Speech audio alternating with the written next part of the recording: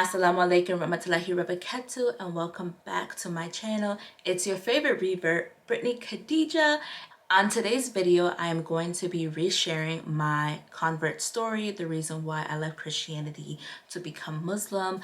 I do have my story on why I converted already on my channel, but I felt like that video didn't do my story justice. I felt like I didn't explain things the right way and stuff like that. So I wanted to come back here and let you all reshare my story so y'all can have a better understanding for those who are interested. And I do have a special project that I'm working on where I go into more detail about my journey, about my story, and that will be coming out in the near future. I'll make sure to provide you guys with dates and all that stuff when that is ready. But stay tuned, make sure you subscribe so you can find that out, and inshallah I'll be ready to share that stuff with you soon. So I do have notes on my phone, so if you see me looking all over the place around for this, if you see me looking all over for the, why can't I talk? So I do have my notes on my phone, and if you see me looking all around, it's because I'm looking at my notes on my phone. And my allergies are acting up today, and so is this eye. So if you see me itching this eye, that is what's going on, or blinking more than normal. That is what that is. So growing up, I grew up in a Christian household. My parents are West Indian. They're from a small island in the Caribbean known as Grenada, and it is basically like in our culture, majority of people are Christian, and having your child be baptized and go to do first communion and go to Sunday school is a part of our culture. And for me, I was different from everybody else because I didn't do that. I wasn't baptized, I didn't do first communion, and I didn't go to Sunday school. So basically, I was left to learn about Christianity on my own, even though I was raised in a Christian household. So how I learned about Christianity basically was from like the little stuff that will be taught to me, and for me having a children's Bible and watching Joseph, King of Dreams, and the Prince of Egypt.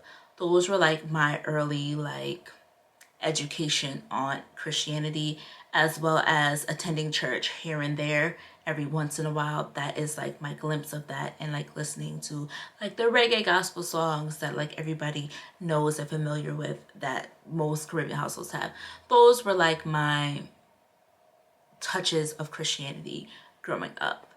So with that being said, while growing up in a Christian household, I still knew about different cultures and different religions because my mom was one of those people who liked to learn about different cultures, gave me books to learn about different cultures and religions and so forth. And she would watch documentaries on HBO and Vice News and learn about what's going on in the world. So that was like a good exposure for me to learn more about the world and learn more about different religions and stuff like that out there, as well as the different religions that are in my family and the different branches of Christianity that's in my family. So with that being said, I didn't know about Islam growing up. I didn't know like a great extent to it, but I did know that when you see a woman with a hijab, she's Muslim. I did know that there's certain like things that Muslims do, that they can't eat pork, that they don't drink and stuff like that.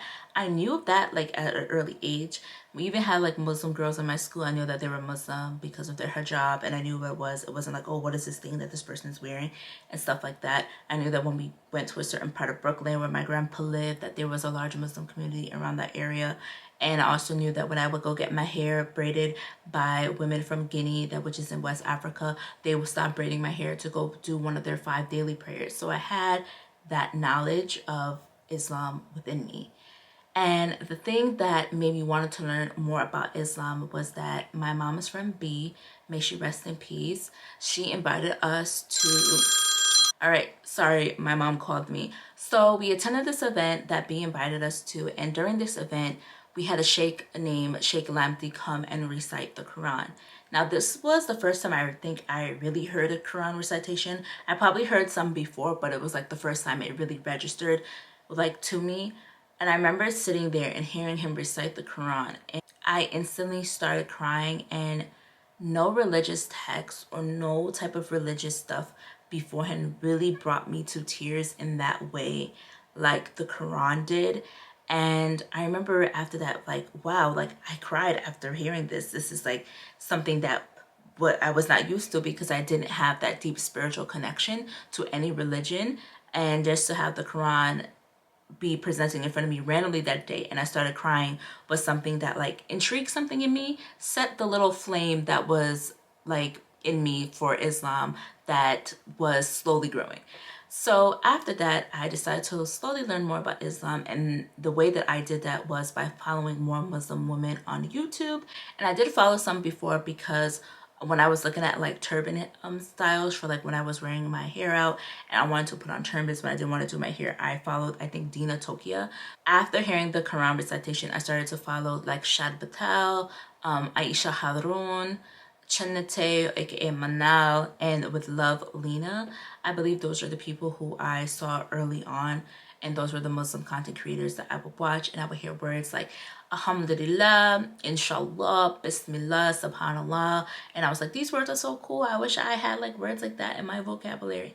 And I got to learn more about Ramadan and the two Eids that they had, Eid al-Fitr and Eid al-Hadha. So I got to learn more about that through them. So that was kind of like my introduction to Islam. And little did I know that like me watching it then was giving a glimpse into how my life would somewhat look in the future based on how they lived their lives and like what Islamic stuff that they incorporated in their daily lives.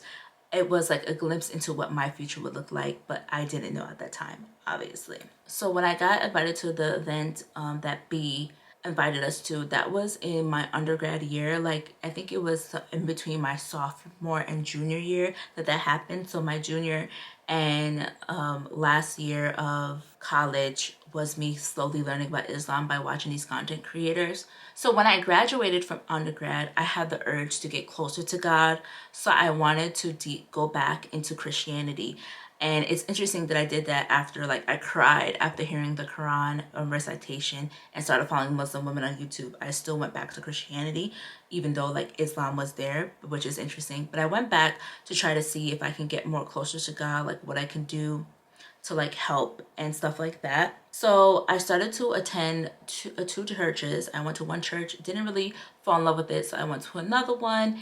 And I was having like a struggle feeling connected, feeling a deep spiritual connection. I just couldn't get one. In one church, it was like I couldn't get it at all. The other church, I had little glimpse, but it was never consistent connection. And I know that like some people like would say, well, oh, well, your relationship with God is can be up and down, like that's natural. But I'm talking about like the basis. Like even in the ups and downs, I still didn't feel comfortable going to God for certain things. I didn't feel like I had a connection to the Christian version of God. So that was like a struggle for me.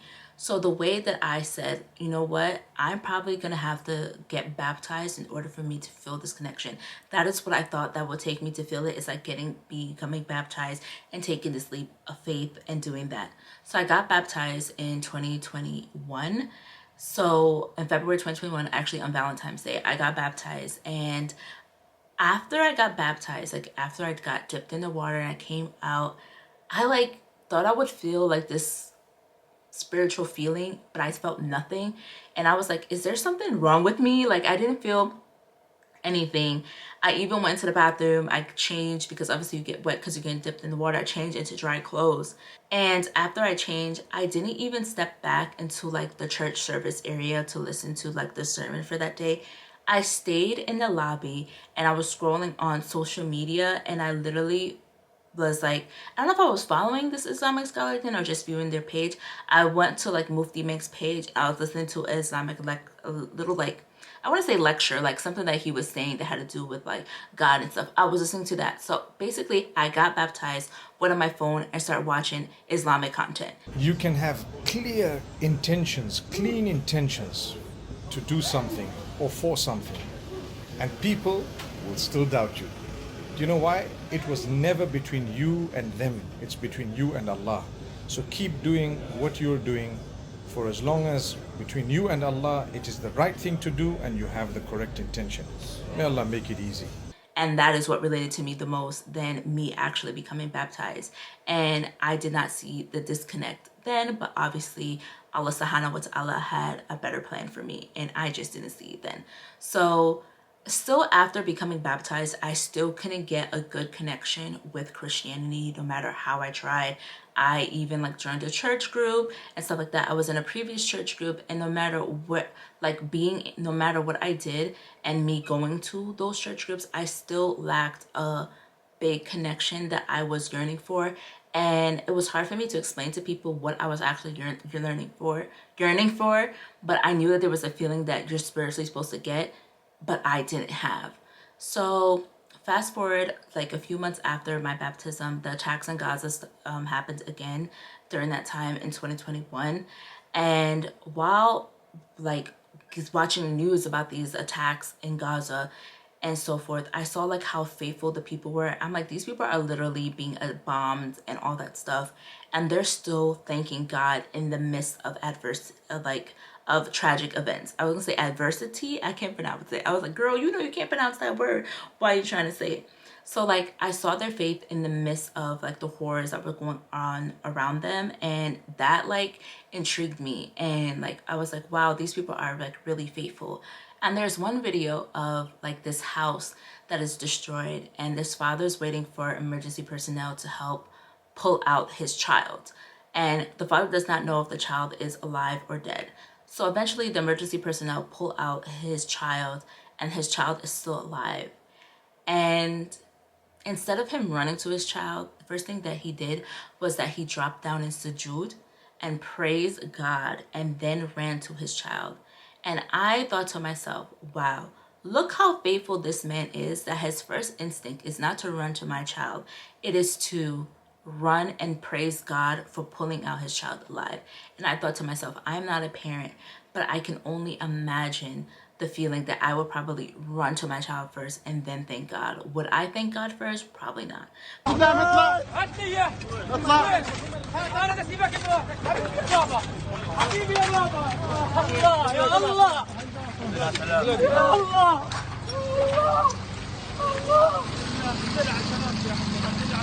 روح معاه يلا روح معاه روح معاه الحمد لله على سلامتك الحمد لله على سلامتك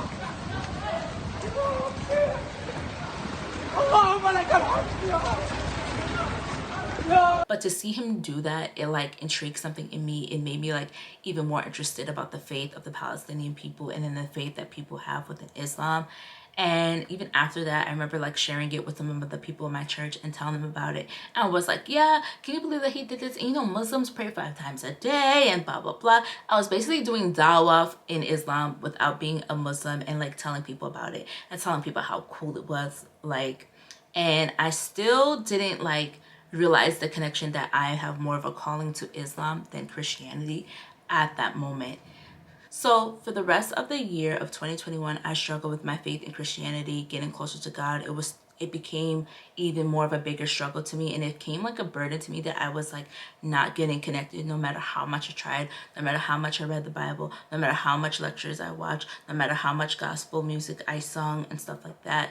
And what made me really want to learn more about Islam was that my cousin died in late 2021, and I was at his funeral, and I'm surrounded by my, Christian, Catholic, Caribbean family, and I'm listening to like the songs that they were singing and the way his service was. I knew that my service wouldn't have been exactly like that because I didn't get baptized in the Catholic church. I just got baptized in like one of those new wave, like new age churches. And I was just there, and I was like, my family will be singing these songs at my funeral. Are these songs that I want and like during my sending off? Is this how I want my like last moments with my body on earth, even though my soul is not here, my body on earth in this type of setting? Do I want my family in this type of setting? And I just couldn't see it for myself. And I just had like a big disconnect. Like nothing about me having a funeral service like this brought me comfort of that's what I want when I died. And I was like, you know what? You need to look into Islam. Islam is what's been calling you. Like, you've been having like being more connected to Islam than you have been to Christianity this whole time. So it's time for you to start looking into it and see if Islam is really for you. So fast forward to 2022, I was trying to figure out what Quran to buy. I couldn't find like a credible one that I knew to be credible, because I was like, anything could be on the internet. I want to make sure that I'm getting an authentic Quran. So my friend's mom actually bought her a Quran, and then I was like, cause she's Muslim, her mom bought her like this fancy Quran that has a pen, and it recites like the verses in English and Arabic, and it's like very fancy. So I was like, oh, your mom got you one of those? Like, I want one. Like, I will give you the money so your mom can buy me one. So I gave her the money, and then her mom ended up sending it for me, and I started to read the Quran. And subhanallah, the first 10 pages brought me to tears. I never cried while reading scripture before, reading religious texts, the way I cried when I got the Quran and I started reading the first 10 pages. I don't know what the feeling that I got over me. It just felt like everything started to make sense. It was like all these like missing pieces just all started to come together and like make sense in my brain. And that is why Surah Baqarah is so special to me, because these are like the first three or first basically 9 pages of Surah Baqarah is what made me fall in love with Islam. Because if it wasn't for that chapter, I don't think I would have been Muslim today. And subhanallah that I read that, because I'm Muslim today. And I remember reading that those first 10 pages, and it just made me want to learn more. And I from that moment that I read those first 10 pages, I went online and I started to research the good, the bad, and the ugly that came with Islam. I want to know all the good that came with Islam. I want to know all the bad, why people left the religion, the evil things that people have done in the name of Islam. What are some horrors that have gone on in that religion? Because we know the horrors that happen within the Christian religion when it comes to in terms of like slavery and them changing the Bible to like make sure to show that slavery was a thing that God willed for slaves and all that stuff. So I knew like the horrors that man has done with the Christian religion. I wanted to learn about it with Islam.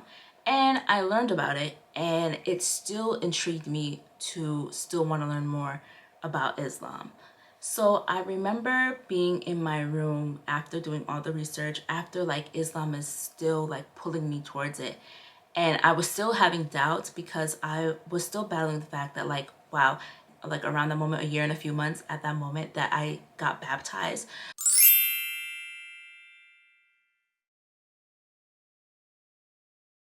So I was like, wow, I literally just got baptized and I may change my religion. Like, is that normal? Who does that? I can't do that. So I was battling that within myself when realizing there's no time limit and there's no like expiration date or like how much time you're supposed to keep something in order for you to change it. So when it comes to that, I didn't sign no contract saying that, hey, you have to be with this and this for like 10 years before you can change. I didn't have none of that.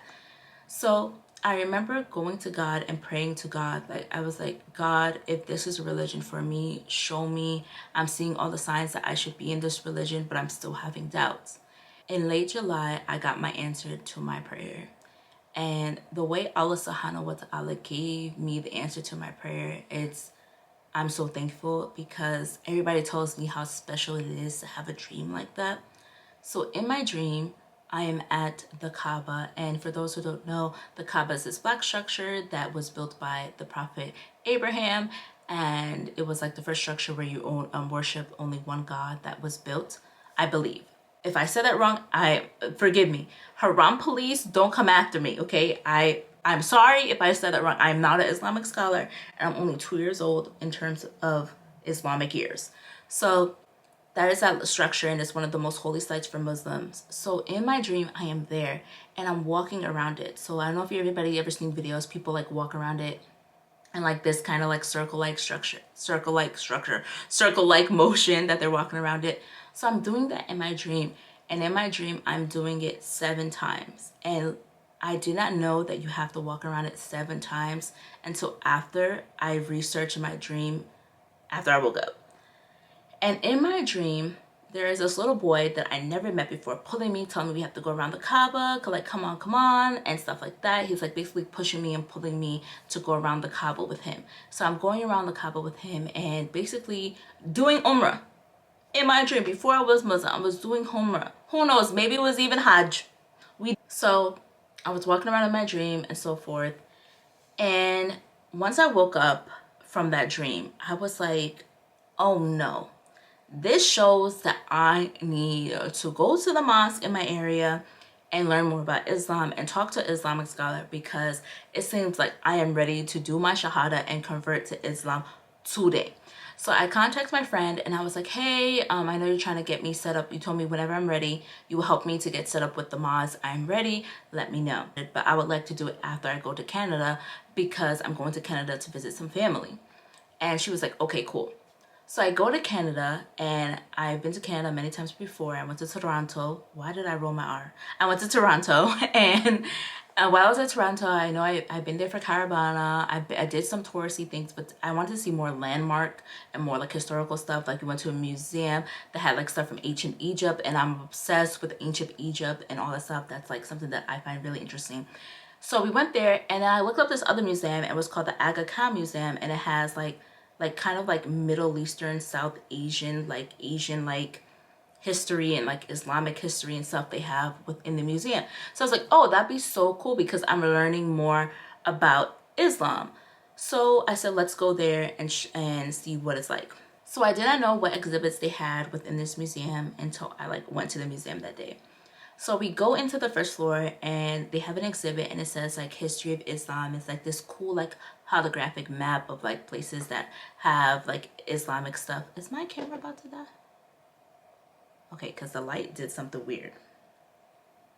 All right, they have like cool Islamic stuff, and like mashallah, like they literally had Quran manuscripts there.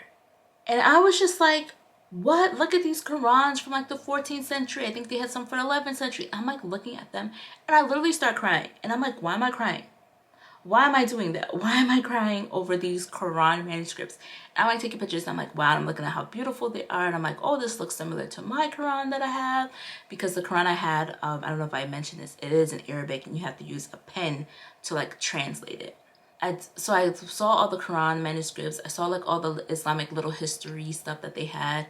And literally after that, I was like, I called my friend. I was like, yeah, I'm ready to like do this. Like, did you hear back from the mosque? What can we do? I need to get set up to go there like ASAP. So she was having trouble like getting connected to somebody that she wanted to contact in the mosque. So I decided to call myself and to have a thing set up. So I let her know that I was calling myself, and she was on vacation at the time. And she was like, okay, cool, let me know how it goes. When we come back, hopefully I can go there with you and give you like a tour. So the day that I called, we set up a time for me to meet with one of the imams and so forth.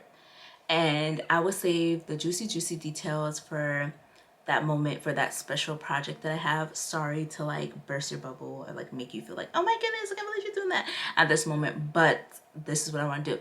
So basically, I go there for more information. I talk to the imam, and literally to my surprise, I do my Shahada. And I'm like, what? I became Muslim the first time that I went into the masjid. Like, what is this? And let me tell you about the power of the tongue, because I was literally telling all my friends, like, once I found out that I was going to the mosque, I was like, yeah, if I could do my Shahada tomorrow, if I would, if I can convert to Islam today, I would, saying all this stuff. So Allah subhanahu wa ta'ala heard me. He was like, oh, so you're saying this. So you're going to go into the masjid as a non-Muslim, and when you come out, you're going to be Muslim. And even though it was a surprise for me, the amount of joy and happiness I felt. And I called all of my friends and let them know that, like, hey, I'm Muslim. Like, this is the best thing that's ever happened to me. Like, subhanallah. Like, I didn't say subhanallah because I didn't know that word fully yet. But I was like, just like the giving praises and stuff like that. And it just made me think that, like, when I was baptized, I did not call everybody and let them know. There was no joy feeling compared to Islam. You know? So, like, that just showed me at that moment that this religion was really for me based on that moment alone. And fast forward to that, I went back to the mosque to like get more information and to also get a mentor. So I ended up having, my phone is all around. After I did my Shahada, I went back to the mosque, and I decided that I wanted to speak to one of the Islamic scholars to like get more of my questions answered, because I didn't get all of them answered the day that I did my Shahada. and I wanted a mentor. So they set me up with a mentor. Her name is Sister Muna. Shout out to you. I know she's probably mad that I shout her out in this video. We had that, so I had her be my mentor, and she taught me so much, like the basics of Islam, stuff that I didn't get in my research and stuff like that. So fast forward to the end of 2021. Oh, I didn't even tell you the day I did my Shahada. I did my Shahada on August 24th, 2022. So towards the end of the year, like November 2022, the head imam called me and he was like, hey, we're doing a Shahada story night. We want some Muslims who converted to Islam to share their story. I would really like for you to share your story, and yada, yada, yada. And he was like, so make sure you write it down so you can share it. So after I got this phone call, I'm like, what? I'm about to like share my story with everybody. So I like started to think about my story, and this moment is a moment that like when I think about it, like I want to cry. As I was reflecting on my story, I went back to like the pivotal moment that made me realize I wanted to be a Muslim after like reading the first 10 pages of the Quran was my dream of me walking around the Kaaba. So as I'm reflecting on that dream, I think of the little boy. And just to give you some background information, every time my mentor will come and mentor me, like we'll meet in the mosque, she would bring her son. She would introduce me to people. She introduced me to a lot of people, and she would bring her son with her. As I'm reflecting on the dream, I'm thinking about the little boy who pulled me around like the Kaaba. And as I'm thinking of him, I'm literally picturing his face. And then like a light bulb went off, and I was like, his face is exactly like my mentor's son, Hamoudi. And I was just like in shock. I'm like, what did I do in this life to deserve something like that? What did I do? Because there's nothing on earth that I could do that I deserve this. Deserve Islam, deserve this, deserve meeting my mentor's son in my dream before I met him in real life. And I'm looking at him and I was like, wait, but there's differences. I'm like, in the dream, he has bushy hair. Like, he doesn't have bushy hair now. Like, what's going on? So I remember I called my mentor to tell her, like, I have them to tell you. So I told her about the dream, and I told her that, like, oh, yeah, Hamoudi had bushy hair in the dream. And she goes, when was this dream? And I told her it was, like, late July. And she goes, I believe around that time is when we cut his hair. He used to have bushy hair. And then the next time I saw her, she showed me a picture of him, and like, with his bushy hair. And it is exactly like my dream. And after I did my Shahada story and I shared my story with everyone, there is a key phrase that I said. Allah subhanahu wa ta'ala, somebody told me that Allah subhanahu wa ta'ala chooses who he wants to be Muslim. And he chose you. And I honestly don't know, again, what I did in this life to deserve something as beautiful as Islam and to be gifted something as beautiful as Islam. I don't know. I will never know. I don't know what I did. What did Allah subhanahu wa ta'ala see in me that he chose Islam for me? I don't know. All that stuff that I was looking for in Christianity, that feeling, that comfort and stuff, I have it with Islam. SubhanAllah. I don't know what I did to deserve that, and I'm extremely humbled and thankful for that, because I know how many people don't have that in the religion, and even in Islam, people who are born Muslims or convert to Islam, they don't have that. And I don't know what I did to deserve that, so I don't take that for granted. Sorry, my camera overheated. So, as I said, that's basically the reason why I became Muslim. Again, I do have a project coming out where I go into more detail about the background of my story, where you get more of the juicy information, what was the good, bad, and the ugly that I learned, what trials and tribulations I faced while learning more about Islam, how my family reacted, and stuff like that. And I do have like podcast episodes. My podcast is called The Melanated Muslima, where you can go check that out, and I go into some more detail there. So I just want to say Assalamu alaikum warahmatullahi wabarakatuh, and thank you so much for listening. بين الرجا